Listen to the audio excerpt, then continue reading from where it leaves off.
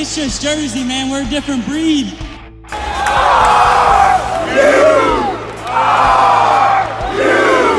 Place. Who doesn't want to win in Jersey? And the Scarlet Knights did not have a national champion before tonight, and it's RU times 2. What's up, everybody? John Forza here, breakdown from the barn. We are back. I'm here with the greatest mind in wrestling, Eric Goodale. This is the second part of our series. We got Coach Scott Goodale on. Scott, how you making out today? I'm doing good, man. Doing good. Fired up to be back with you guys. So it's all good. All right, awesome. We want to get into this, the lineup for this year. I know a lot of guys in that room. That room's getting very competitive.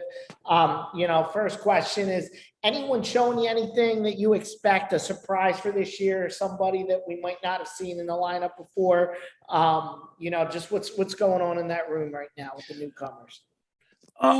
Well, summer training, right? The guys who are most consistent are the guys that you really see making gains.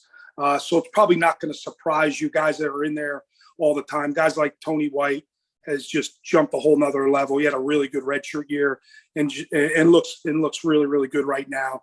But again, it's summer, so we'll see a lot when competition comes. But he's really gotten better at wrestling. Has bought into Coach Buxton. Has bought into training with Seb. Spent a lot of time with Anthony when he was here. So he looks really good. And Andy Clark going down to 157, very consistent summer. Connor O'Neill going down to 65, very consistent summer. So these guys are in there a lot, training. And then, those are just three off the top of my head. Obviously, Shawver has been in there quite a bit, looks great. Hasn't skipped the beat, he's gotten a lot better, and he's going to wrestle with Sammy Alvarez, Team Puerto Rico. So they're actually training for something coming September 3rd. So that's all good. And then the newcomers for the first time ever, we had a freshman group buy a house in our Airbnb, move into a house. There's probably 5 of them led by PJ Cassell. So they spent the summer down there training, not taking classes, just training, lifting, wrestling with us. So those guys have had a really good camp. We had Luke Gayer from California, one of the freshmen coming in, part of that 8th recruiting class in the country, spent 2 weeks before Fargo. So he spent 2 weeks training with us, living with us, and then went out to Fargo, and he'll be back in a week here. So that class is excited. Fungaro trained with us all summer to prepare for Fargo. Freeman is a big surprise. I don't know if a lot of our fans know about Eric Freeman. Big surprise.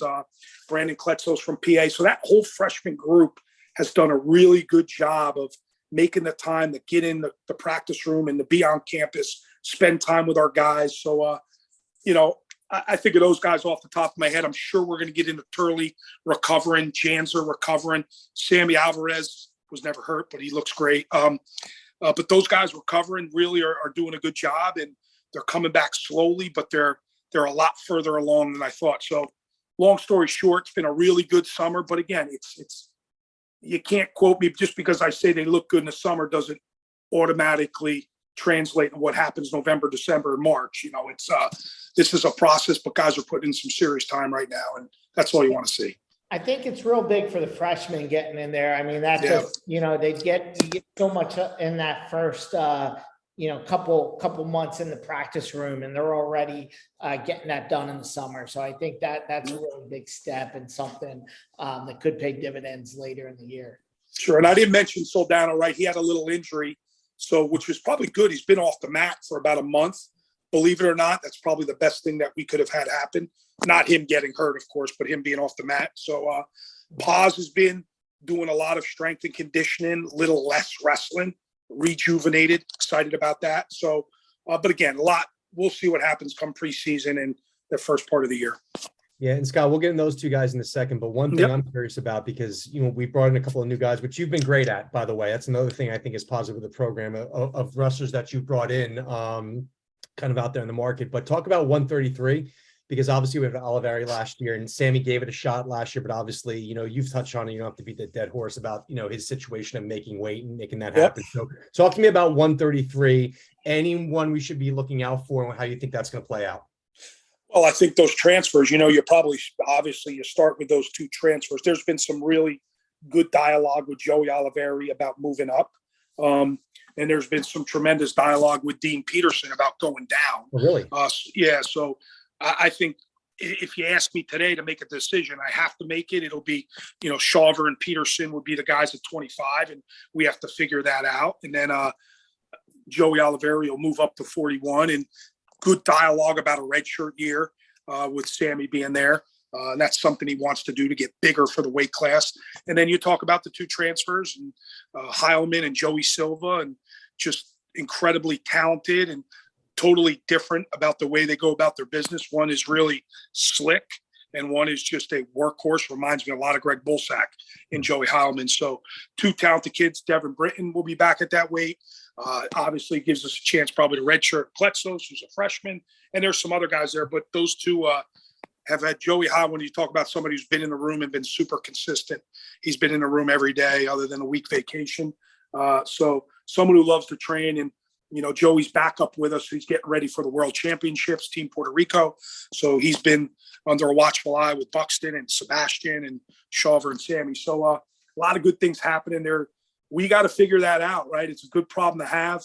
I think it's a good problem to have across the board, and there might be some freshmen with the new rule. And I don't know how many of our fans know this. Good point. Yeah. Yeah. And I don't know how in depth you guys know this, but with the new rule, you're able to wrestle true freshmen can wrestle 5 matches and keep their red shirt. They could actually wrestle 5 dates. So technically it could be 7 matches. So if we do a Friday, Sunday, that's a rule that was implemented a couple years ago. That counts as 1 date, right? If we do Stanford and the Roadrunner in November, you could bring freshmen and that could count as a date. And they could do up to 5 of those dates and still keep their red shirt. So guys like Fungaro, Freeman, Kletzos, Gayer, they're going to wrestle. They're going to be part of this lineup at some point, whether it's a tournament, whether it's a dual meet, because we need somebody. But that's a really cool rule they implemented. The negative part about that rule, that doesn't apply to somebody like Joey Oliveri, because he's technically a second year. So only the true freshmen, kind of more of an academic rule. They're not allowed to wrestle unattached first semester, which is weird, right? So you'll probably see all of our freshmen go to Princeton as attached wrestlers, and that'll count as one of the dates because we want them to wrestle. So something you got to play with. There's got to be good dialogue with the staff, and you got to be smart with how you're going about it. But we certainly want these guys for depth purposes, and we want them part of, traveling and being part of big dual meets. Yeah, no, I think that is a great rule for the freshmen. Get them in there, get them some learning, even if they end up redshirting.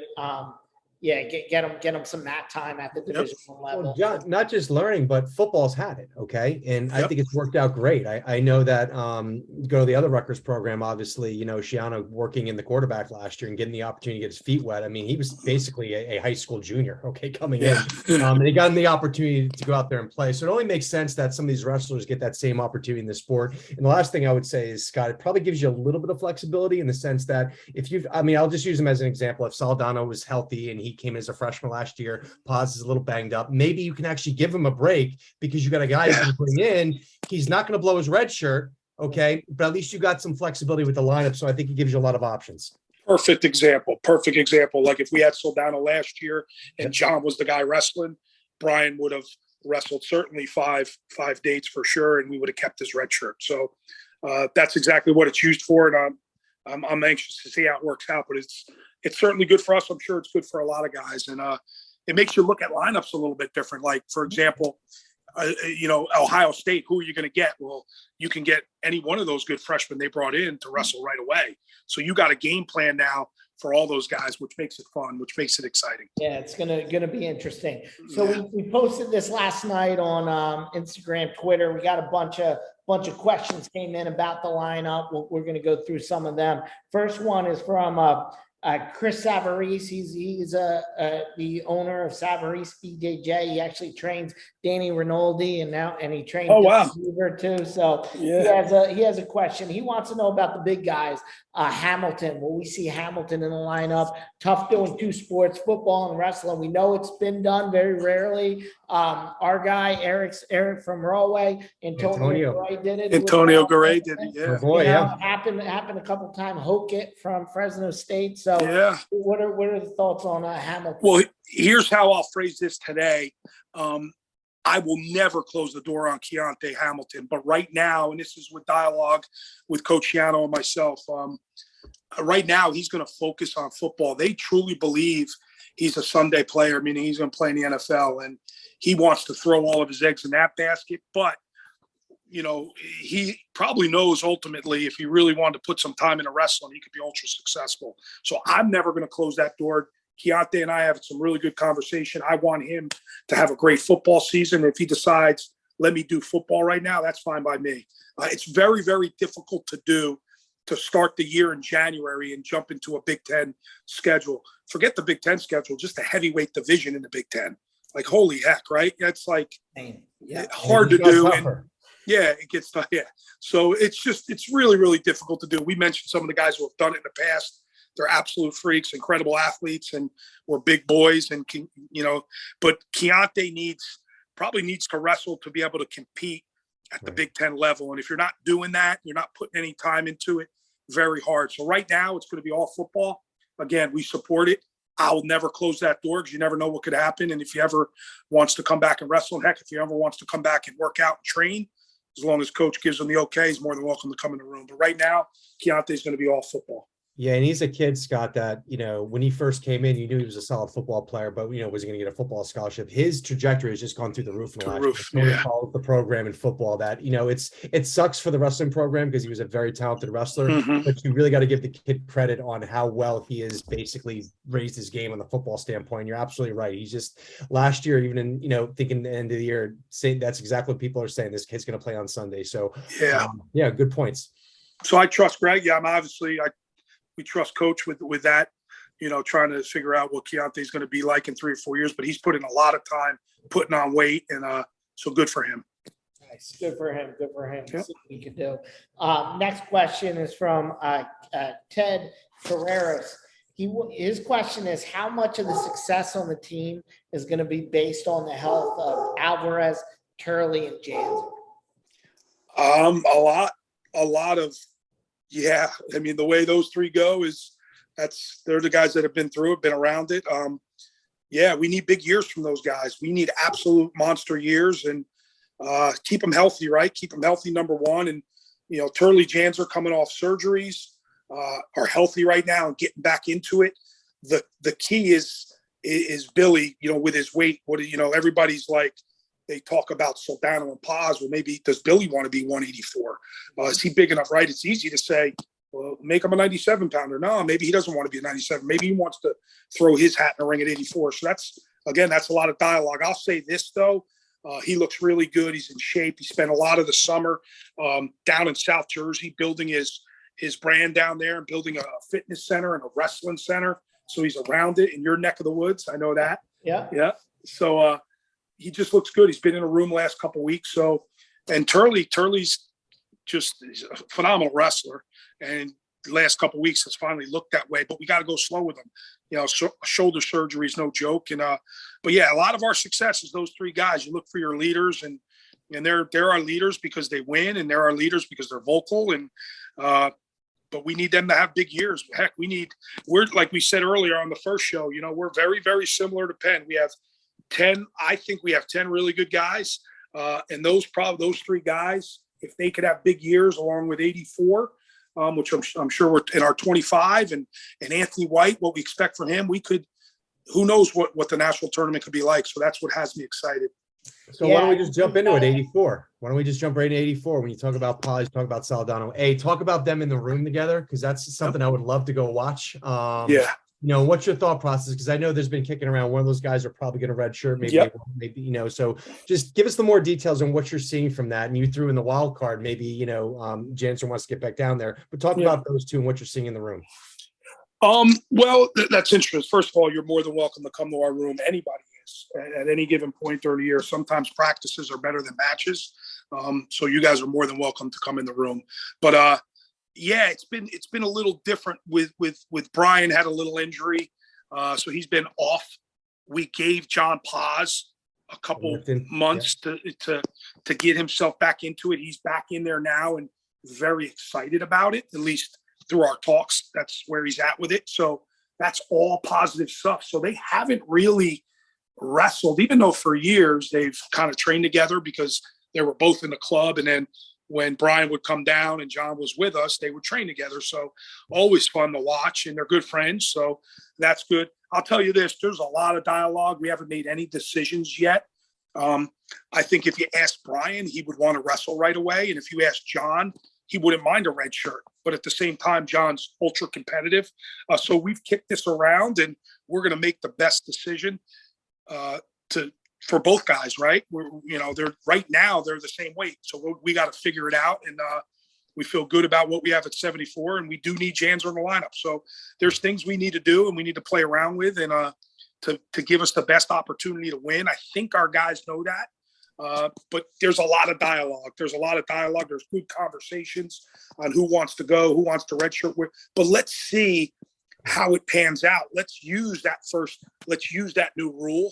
Let's use that first month to see where we're at, and maybe to see where Brian's at. Maybe John has a real itch to want to go. Maybe Brian's not ready. Maybe Janzer's a part of it. So a lot we need to work out with there, but it's all good stuff. It's all good stuff, guys that get along, and just a great team atmosphere right now. Yeah, I think that new rule is exactly what you're talking about. You might see the hot hand. Maybe he comes in, just wrecks shop for those first 5 matches. Like, how can you keep this kid off the mat? Yep. But we know a lot of guys who've come in as freshmen, high expectations. I'm not going to drop names, but we know who they are. It just didn't quite pan out. And once you make that decision a couple of years ago, you're stuck with it. Okay. Yes. God, should we have done that? He wasn't ready, but we rolled the dice. Now, let's say he has 3 or 4 matches where it's just not clicking, looks okay. Like, you know what? We're going to sit you. You need to build a little bit more. So that works in perfect what we talked about, that new rule. No question about it. That's something we'll certainly look at with all those guys. And obviously 84 will be a focal point of not only our staff, but the fan base. So we're going to keep a close eye on it and see where we're at. So yeah, I agree. I think we got a lot of good options here. Let's jump back to like Sammy Alvarez. I mean, 141 this year. You look at the rankings. Top 2 guys are Real Woods and Cole Matthews. If you put those matches on paper at the beginning of last year, I think Sammy would be a big favorite against those 2. I think 141. There's a lot of upside if we get the Sammy that was neck and neck with Seth Gross and RBY, right? How's he looking? I know we're going to see him September 3rd. He said it. Yeah. Well, I don't want to be the kiss of death here, right? Because every time I start the year with a podcast and I talk about Sammy, I say how excited I am and how he's maybe one of the best wrestlers I've ever coached from a wrestling standpoint. Just the things he can do is incredible. Again, an incredible summer. He has something to train for. He walks around right now, 148 pounds.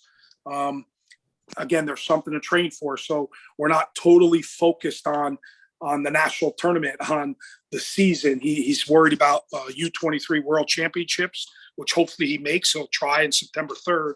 On September 3rd, he'll try to make that team, which we fully anticipate him making that team, and then World Championships for Team Puerto Rico. So he's had a good summer, man. He looks great. He's really good right now. What he's doing a little bit different. He's training with Sebastian a lot more. He's training with Heilman, who wrestles at a very high pace, a lot more. He's training with Tony White, where in years past, maybe he stays away from those guys and he does his flow around, his play wrestling, which makes him so good. But every now and then, man, it's about, like we always talk about, just hard nose, put your head down, put your face in there and fight and get yourself beat up a little bit and hurt. You don't always have to be perfect. And he's doing a little bit more of that this summer. But the guys you mentioned, I absolutely believe Sammy could beat them all. Will he? I don't know. He's got to be consistent with his lifestyle. He's got to be consistent with how he lives it. And these are all conversations. If he was sitting right next to me, he would put it on air as well. He knows what he needs to do, and he's got to do a better job of managing the season. And hard to do when you're trying to cut all that weight. So we don't have that problem anymore. Yeah, so it's funny. I think of Sammy. I think of Bryce Meredith when he had a couple of runs where maybe he was a top 15 guy. Okay. but a funky kind of guy, just an exciting wrestler who can just, when he gets hot, he gets on a run. And that's kind of what I think of Sammy. So you talked about earlier, maybe there's not a national champion in this lineup. But I think of the one guy, obviously Turley can just light it up, but Sammy, just his style, that's what I think of. He's the guy who's going to go into the tournament. If things fall right, okay, he could be like a 12 seed. Next thing you know, what's this guy doing in the national final? But Jay said, everything's got to come together. I think he's got to live his life, and I think he's got to do what he's got to do. But that's the guy I think of, and I think of Bryce Meredith in those 2 years, magical years he had to get in the finals. Yeah, that's a pretty good Bryce Meredith, that's a good one. They're very, very similar when it comes to that. And but Bryce was super consistent. He was super, because he trained with us. So he's part of our club, and I saw it, and I obviously followed his college career really closely because he was in Anthony's weight. So just was really locked in when it came time to wrestle big matches. And I just think, again, going back to what we've already talked about, using our depth to maybe not wrestle Sammy the whole year. Things like that, I think, would help him, because you're right. He could get streaky. There's no question about it. He could beat everybody in the country. So just got to be smart with him. Again, I know I always talk him up when it's August and September. I got to do a better job of, and he knows this too. Just keep it low and let Sammy be Sammy. Gotcha. How's Boone coming along? I know, he had some high flying antics at the Jersey Mike's last year. And, but we talked about that heavyweight in the Big Ten, that heavyweight division in the Big Ten is no joke. Like, how's he coming along? Boone's done a really good job of putting on weight and keeping his weight on. So he weighs 260 today. I think he wrestled the Big Ten tournament at 229 pounds. So he's done a really good job of locking himself in the weight room, eating really, really good, eating healthy, eating smart. We got him with a nutrition plan. So that's all worked out really, really well. Probably would like to see him in the wrestling room more, but I get what he's trying to do. So I respect it. He wrestles enough, does a lot of clinics and camps, goes back to Iowa. He's around the country quite a bit. So I'm good with that, as long as he's big, strong, and we've got to keep him healthy. And I think he could have a good year. I really do. I think he could have a good year. We need him to. You talked about, the question was those three guys. We need to have a big year at heavyweight. And I think Boone knows it's time. It's time for us to do something at that heavyweight spot. And Boone needs to be real good.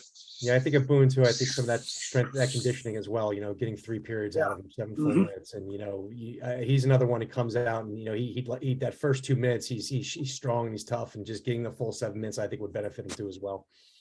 Yeah, I agree with you. I agree. That's probably, and with a bunch of guys, that's been our focus all summer long, be in great shape. Wrestling will take it. Boone's wrestled enough. He's wrestled enough. Technically, he knows everything. He's pretty solid. He watches wrestling. He needs to be in great shape, and that's kind of what we're looking for. And I would say the same with Turley. Turley can beat anybody if he's in great shape. So those are the things from a fan perspective you look for early on. Get these guys in great shape. Let's be able to wrestle at a high pace. All right, good stuff. Last question, Scott. How many? We had this streak of a couple Americans every year. Is that going to keep rolling? How many are you predicting this year? No pressure. Yeah, there's no pressure. I mean, those are the expectations, right? You look to have, 2, 3, 4 a year, and that's the expectation. That's kind of what we're looking. There's no question. Well, we got guys in our lineup that have done it, but there's no question there's guys in our room that are certainly capable. And, you talked about guys who get hot, and we always have somebody come out of nowhere. I think we have guys who are capable of doing that, but I won't put a number on it. I truly believe we'll have a really good end of the year. I think we'll be prepared at the end of the year. I'm excited about our dual meet portion. I think we'll be tested for sure. But yeah, I won't put a number on it. I think we have guys capable, and this is the reason they came to Rutgers. They want to do this. So we got guys that are really, really locked in that kind of live it right now.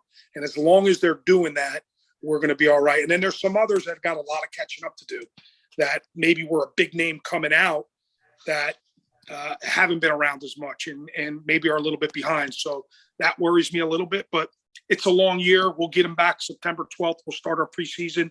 And then October 10th, where, the season starts for real. So those are the 2 dates kind of look at, but understand we're training. We got guys in good spots. And once we get them all on board, I think we'll be all right. But right now there's guys that no question believe they can win a national title at some point in their career, and they could be an All-American. So look forward to that. And again, I won't put a number on it, but let's hope the streak continues. Nice, Scott. Well, hey, thanks for coming on. I'm excited. I'm ready to get back to the rack. You know, me and Woodnock's going to be there going crazy with 5,000, 6,000, 7,000 of our friends. Great episode. Be sure to follow us. Breakdown from the Barn, Spotify, all the YouTube, we're on all the platforms. Roll Junkie 15% off, Barn 15 promo code. Use that, and we'll see you later. Relentless Pursuit, baby.